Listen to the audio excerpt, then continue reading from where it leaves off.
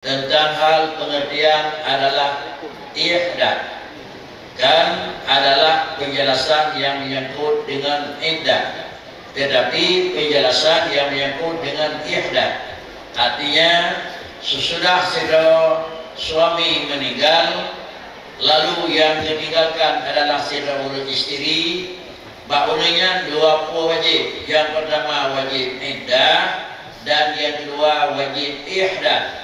Bagaimana kira-kira hukum iddah sudah maklum biasa, dan bagaimana pula dan yang mana yang dikatakan ihdath. Mudah-mudahan penjelasannya jadi dengan hormat daripada Abu Salamdi Aceh adapun Abu Tunku Haji Mahmudin.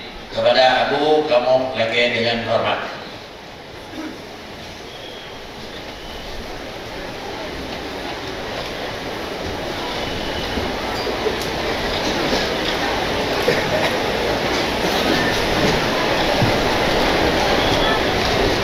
Sebelum Abu Nabi, terima kasih kami di Bapak Ulu Kadro dan penjelasan yang dari Pak Kamoyo, yaitu Bapak Wadi Aceh Melabu yang juga turut hadir, dan Bapak Wadi Saudara, selamat datang Bapak. Kami persilakan.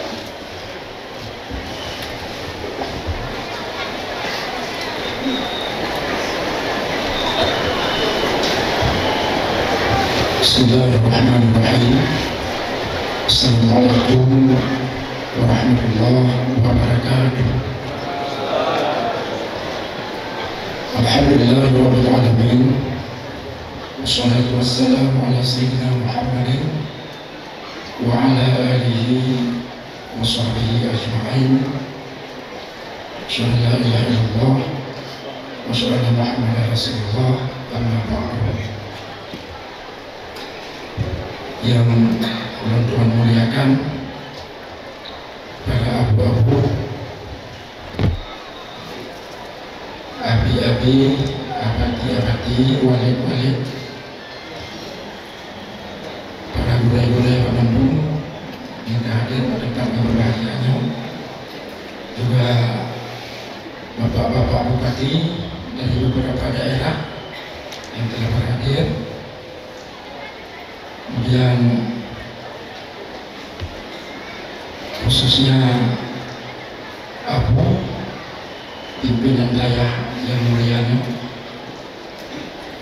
istimewa sekali Tengku Wali Negara yang perlu hadir bersama-sama dengan kita. Pertama-tama Tuhan mengaturkan terima kasih kepada moderator yang kami beri kesempatan kepada Tuhan untuk menjelaskan baju menurut yang dipahami tentang masalah ihdath. Dan kalau penyampaian yang barangkali kurang tepat, maka istilah Tuhan mohon kepada Abu Bandung untuk tolong diluruskan dan dibenarkan. Bapak-bapak dan ibu sekalian, sebagaimana tanya kamaklum Bandung bahwa setiap orang yang terjadi pisah dengan istrinya, pisah secara ubed atau pisah dengan sabar mati, telah tabah yang diwajib oleh Allah Ta'ala atau winang yang terjadi pisah itu adalah iddah. Berdua rasa masalah iddahnya punya kemaklum sehingga nanti merasa perlu dan angkat orangnya. Cuma khusus bagi orang yang cerai dengan lakau karena meninggal lakau. Di samping kewajiban beriddah menurut ketentuan roga, aturan indah roga itu sangat tergantung daripada orang yang meninggalnya, orang yang ditinggalnya. Maka keuringan yang kami meninggal kau ini wajibkan ihdat. Jadi ihdat ini hukumnya wajib karena ada hadis Bukhari Muslim yang menjelaskan la yahillu li imra'atin tu'minu billahi wal yawmil akhir an tahidda ala maitin fawqa salasin illa ala zawjin arba'ata ashhurin wa ashra. Tidak halal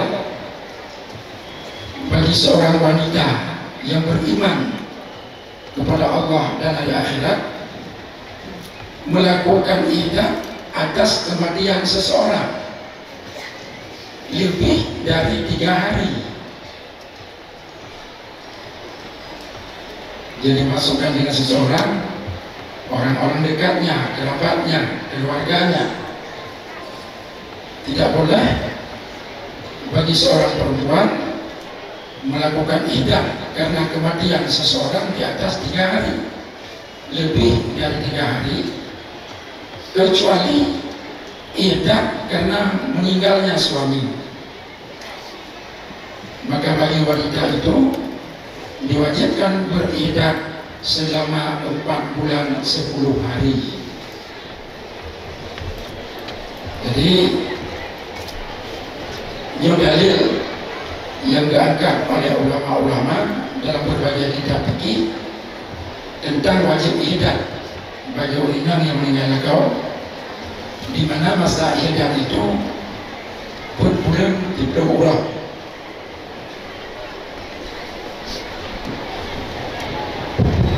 Bagi orang yang meninggal kau. Adapun bagi orang yang terjadi cerai, apakah dengan talak dan lain sebagainya, maka hukum iddah bagi mereka itu adalah sunnah. Jadi bukan wajib. Yang wajib khusus bagi orang yang meninggal kau.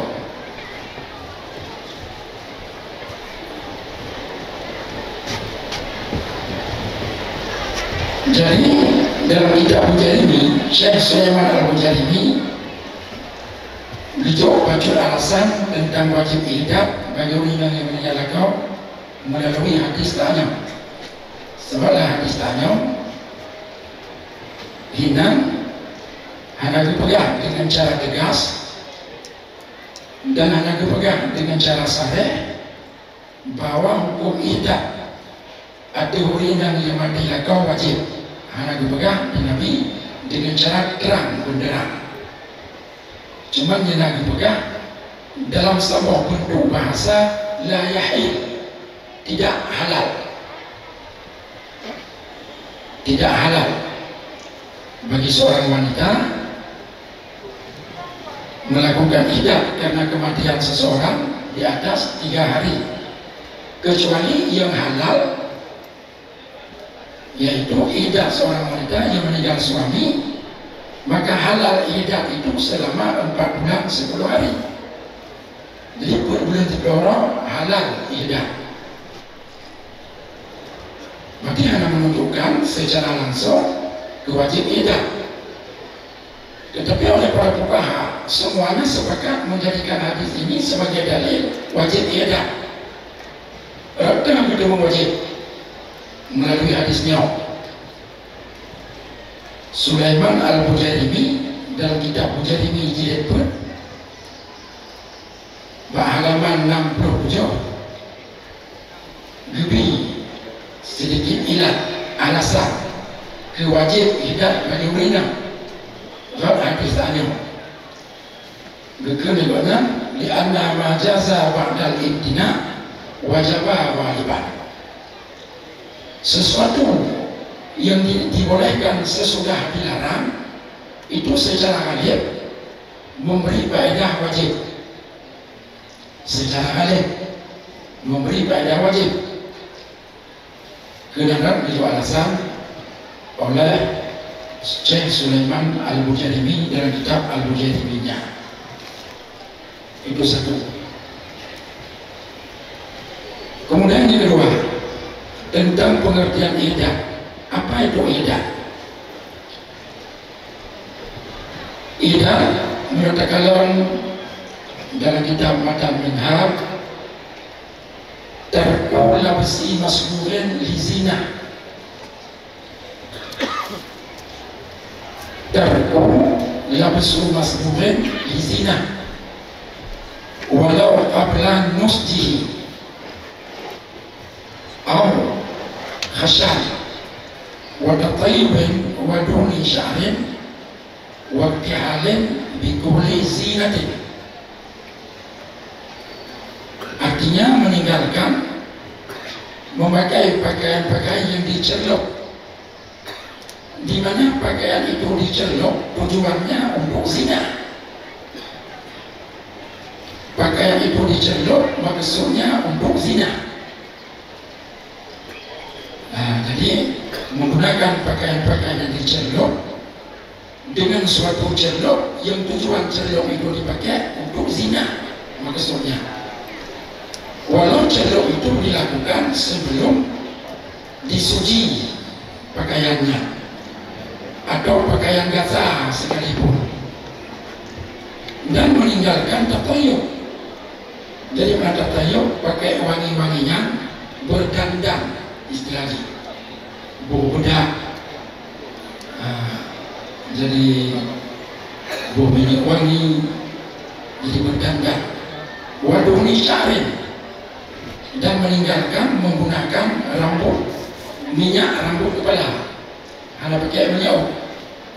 Waktihal bikubli zina, dan meninggalkan bercelak dengan celak yang tujuan pakai celak itu untuk zina, kan untuk ubah. Sebabnya celak yang tujuan pakai bukan untuk zina, tetapi untuk ubah. Jadi yang pengertian idah yang ulun Tuhan Kalam dalam kitab Matan Minhaj terutama sekali. Jadi pertama, bagi orang yang wajib tidak memakai pakaian-pakaian yang bercelok, yang tujuan celoknya untuk zina, untuk gelagak, untuk kehiasan, dan meninggalkan pakai wangi-wanginya, bau-bauan, dan kembali ke penolci bauan itu tujuannya untuk zina, dan meninggalkan memakai minyak rambut kepala. Jadi tujuan pakai minyak rambut juga untuk zina, bahkan arahnya ke zina, dan memakai celak dengan maksud untuk zina. Jadi kalau ada hal-hal tersebut yang dipakai bukan tujuan untuk zina, jadi nampaknya kalau menurut kalam dari lahir ibarat kita Matan Minhajnya tidak ada masalah. Umpama orang dipakai ijab bercelok, memang ijabnya wajib dicelok itu celok untuk zina, tapi ketika dipakai tujuannya bukan untuk zina, umpamanya karena hanya ijab lain kayaknya, maka ketika itu tidak akan termasuk orang inangnya dalam melanggar aturan idah. Kalau tujuan pakai ijabnya kan maksudnya untuk zina. Juga demikian kalau dipakai umpamanya minyak rambut, minyak boleh, tapi tujuan pakai ini kan untuk zina. Umpama gadai boleh, hati kecil joringan gadai boleh, hanya apa minyak satu-satu jalan untuk mengadah penyakit gadai boleh. Umpamanya dengan begitu, maka buah minyak untuk obat yang ada termasuk dalam pakai minyak yang dilarang karena tujuannya bukan untuk zina. Demikian juga kalau pakai celak mata, kalau tujuan celak itu bukan untuk zina tapi untuk menerangkan mata, obat mata bagi orang yang sakit mata umpamanya, maka ini tidak dilarang karena harus masuk dalam pengertian ibadah.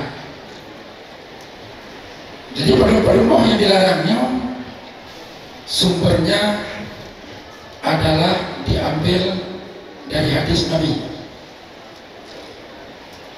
Hadis riwayat Bukhari Muslim dari Ummi Atiyah, beliau berkata, kami dilarang menahan diri di atas 4 hari karena kematian seseorang kecuali karena meninggal suami. Maka kami dihalalkan menahan diri selama 4 bulan 10 hari. Yang kedua, kami dilarang bercelak dan tatayur, pakai bau-bauan dan memakai pakaian-pakaian yang diceluk, yang berceluk.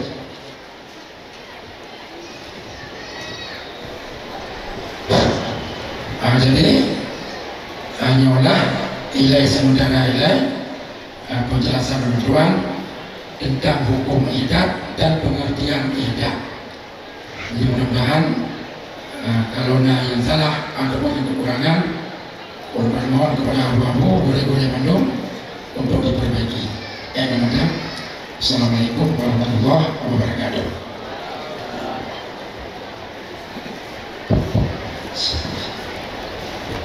Sama yang terhormat, ihdad penjelasan yang akan disampaikan oleh Abu adalah bukan edah, tetapi aturan yang seiring dengan edah. Meninggal suami wajib edah 2 bulan di pelurau dan dalam bulan di peluraunya binan ihdad. Dan artian 2 bulan di pelurau edah, lama 2 bulan di pelurau itu ihdad. Dia 8 bulan 20 pelurau, nya edah. Tapi dalam masa 2 bulan di pelurau yang adalah wajib edah, terkecuali dulu dalam posisi hamil. Kemudian dalam bulan di pelurau pula, mulai penjelasan Abu wajib ihdad. Artinya wajib membatasi diri dengan yang bentuk-bentuk tazayyun, baik dengan pakaian yang merupakan keindahan, demikian pula menggunakan bau-bauan yang sifatnya wangian, dan demikian pula yang menyangkut adalah menggunakan adalah keindahan dan kecantikan budaya dengan debu minyak boleh. Lalu dengan demikian, nama itu adalah hanjit debit, tempat yang hanjit debit, terkecuali adalah sekadar kebutuhan. Kesimpulan adalah ihdad ba'ulung meninggal suami nyau adalah need yang terpenuhi dikarenakan karena iddah tetap berlaku, tapi adalah ulung bebas di dalam perjalanan, terkecuali apabila menyohan debit gadai harta, menyotingai hinan di bakaru lego, maka udah jekut jiut minat termo. Maka karenanya ibu dan umi sekalian, bila iddah dilakukan dengan sebab karena meninggal, walaupun bulan di pelurau dan ihdad dalam yang bulan di pelurau menggunakan pakaian-pakaian biasa, baik di dalam keadaan adalah tasayyun. Maka karena dia iddah wajib untuk gelak dengan suami pertama, dan ihdad juga wajib nyaglah dengan dosa. Lewat daripada bulan di pelurau, diingatkan adalah hanali iddah dan hanali ihdad ke dalam artian haji bebas udip. Tetapi udip di luarnya jika hukum syarak anjir bulunya di luar, udip lampu bulan di pelurau juga jika hukum syarak karena 2 buah kewajiban. Inilah merupakan penjelasan yang akan